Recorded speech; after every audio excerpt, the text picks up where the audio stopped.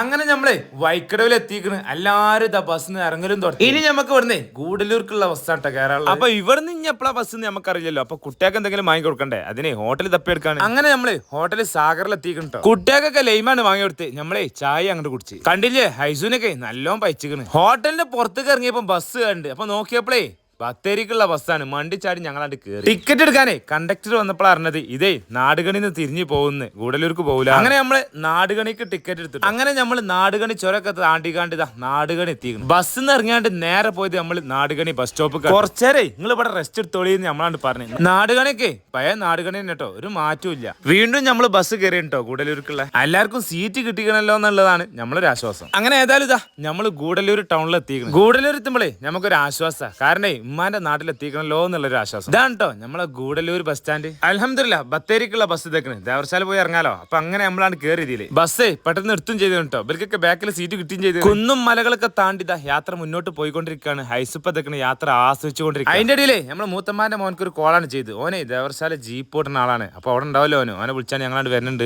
ഏതായാലും നമ്മളെ ദേവർശാല എത്തിക്കണ്. അതോ നമ്മളെ ബാഗ് മറന്നു വെച്ചിക്കണ്. ഓടച്ചും വിളിച്ച് ഒരൊറ്റ പോക്ക് ബാഗ് എടുക്കാൻ. അൽഹംദുലില്ലാ ബാഗ് കിട്ടിയോ. അങ്ങനെ നമ്മൾ ദേവർശാല എത്തിയോ. മൂത്തമ്മാന്റെ മോൻ ഇവിടെ ജീപ്പായിട്ട് കാത്തുക്കുണ്ട്. പോയോക്കട്ടെ. കേറിക്കൂടി തന്നെയാളെ ഇതല്ലേ